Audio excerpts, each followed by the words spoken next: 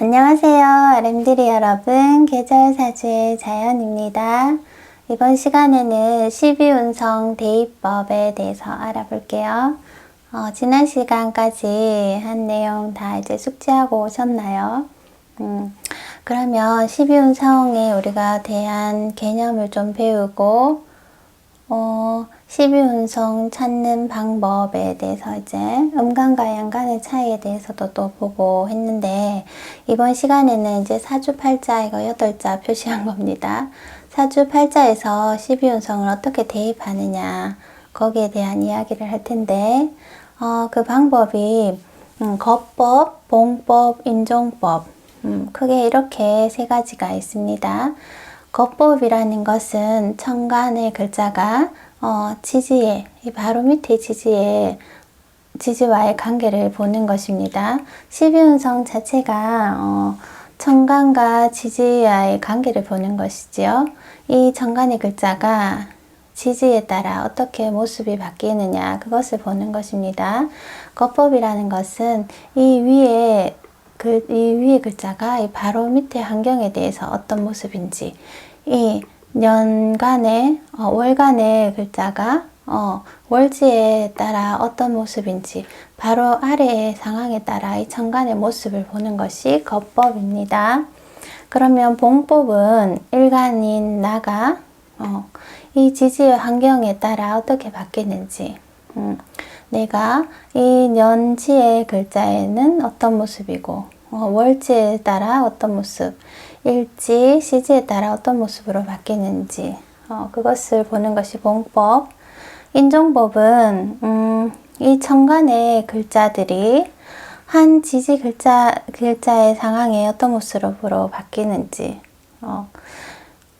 이렇게 하면은 좀 다소 와닿지 않기 때문에 제가 예시를 들어드리면서 설명드릴게요. 자, 거법은 천간에서 바로 지지의 모습을 보는 것이라고 했습니다. 그러면 이런 사주팔자가 있다고 하면은 신금이 유에서는 어떻게 되지요? 걸록에 해당됩니다. 그러면 이 병화에게 이것은 정제라는 십성인데, 정제가 걸록으로 있다는 것입니다. 이것이 걸록으로 있으면 어떻게 해석이 되느냐, 이것은 앞으로 차차 강의해 드리겠습니다. 오늘은 이 대입법에 대해서만 좀 알고 가시면 될 것 같습니다. 그래서 신이 유에 있으면 걸록이다. 경금이란 편재의 모습을 바로 밑에 상황에 대입해서 보는 거죠. 여기 밑에서. 이 유에서 신은 걸록. 경금이 인에서는 절지에 해당되지요. 절이고. 그러면은 이 병화인 일간인 나가 이 인이라는 환경에서는 장생이고, 자, 이 임수인 편관이 병화에게 임수인 편관이죠. 편관이 진에서는 묘지에 드는 거. 이렇게 바로 밑에 환경에서 그 모습을 보는 것입니다. 그러면 거법으로 이것을 보면은 재성의 기운은 걸록이고, 편재의 기운은 절이고, 일간인 나는 장생의 기운, 편관의 기운은 묘에 해당하는구나. 그렇게 이렇게 보시면 되겠지요. 그러면 이제 봉법은 일간이 이 지지 환경에 따라 어떻게 바뀌느냐. 자, 일간을 놓고 보는 것입니다. 일간이 초년, 여기가 초년, 청년, 중년, 노년으로 하지요. 초년인 유에서는 병화가 사지입니다. 그러면 기운이 좀 약했겠구나, 어렸을 때는. 그러면은 인에서는 청년기에는 장생이니 이때부터 기운이 좀 살아났겠구나. 지지에서도 장생, 어린아이와 같은 그런 순수함이 있겠구나.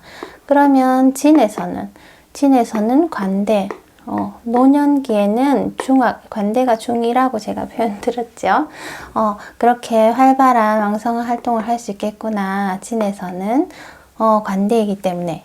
이래서 일간의 모습을 이 지지에 다 대입해서 보는 것이 봉법입니다. 여기까지 이해가 되시죠? 자, 그러면 인종법이라는 것은 이렇게 보셔도 됩니다. 이 천간의 글자들이 예를 들어 신이 유에서 무엇인지, 경이 유에서 무엇인지, 병화가 유에서, 임수가 유에서 이렇게 볼 수도 있고, 또 이 천간의 글자들을 인에도 대입해서 볼 수 있죠. 이 인에서 얘들이 다 무엇인지.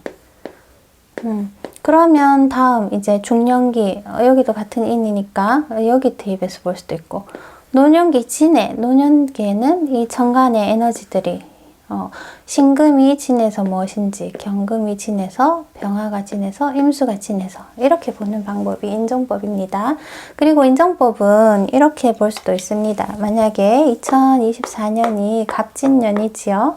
그러면 이 진토 위에서 이 명절을 가진 사람의 천간의 기운을 볼 수가 있지요. 그러면 신금은 진해서 뭐지요? 묘에 해당이 되지요. 묘이고, 그러면 경금은 진해서 양의 구간, 병화는 진해서 관대지요. 관대. 임수가 진해서 이것도 묘지요. 이렇게 올해 2024년에 이 명절을 가진 사람은 정제가 묘에 들고, 편제는 양에 들고, 뭐 일간은 관대지에 들고, 또 관성은 묘에 두는구나. 이 기운을 2024년에 대입해서 볼 수도 있습니다. 그러면은 우리가 연운을 볼 때 이것도 좀 활용이 가능하겠지요. 그렇게 어렵지 않습니다. 이번에도. 자, 한번은 마지막으로 정리를 할게요. 거법이라는 것은 천간 글자를 바로 밑에 지지에 대입해서 보는 것이다.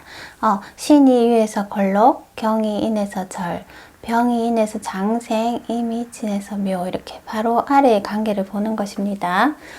두 번째 봉법, 일간을 각 지지에 다 대입해서 보는 방법.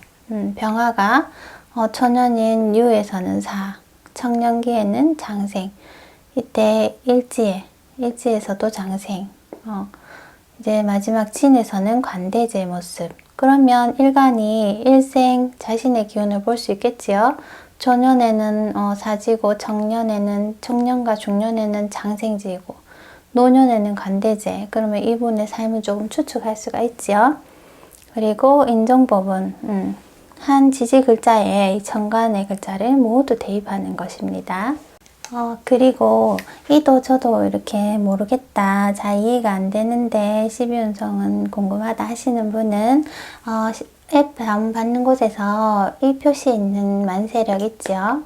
만세력 검색하셔서 이렇게 간목 표시가 있는 만세력에 가시면은 거기에 이제 자신의 명조를 딱 뽑아내면은 거기 이렇게 나와 있다 하면은 지지에 이렇게 써 있습니다. 한 줄 써 있고 밑에 또 가로가 있습니다. 그래서 가로 없이 있는 위에 것이 이제 봉법으로 보시면 되고, 일간이 이제 자기 글을 어디에 대입했는지 봉법으로 보시고, 가로 안에 있는 것은 바로 이렇게 지지에 대입한 거법이라고 보시면 됩니다.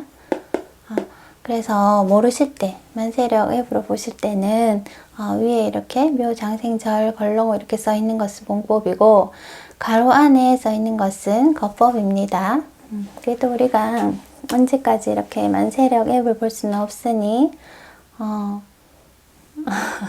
자, 그러면 오늘도 잘 들어주셔서 감사하고, 다음 시간에는 12운성 쉽게 찾는 방법, 실제로 이렇게 찾는 방법 연습 한번 하고, 그 다음부터는 이제 각 십성별, 육친별 이제 12운성에 따라 어떻게 해석이 되는지, 예를 들어서 우리가 절을 배운다고 하면 비견이 절일 때에는 어떤 일이 일어나는지, 식상이 절일 때는 어떤지, 인성이 절일 때, 관성이 절일 때, 이런 실제 어떻게 통변이 되는지 거기에 대해서 이제 하나하나 알려드리겠습니다. 오늘도 끝까지 잘 들어주셔서 감사하고, 가시기 전에 구독, 좋아요 부탁드릴게요. 계절사주의 자연이는 다음 시간 또 찾아뵙겠습니다. 안녕.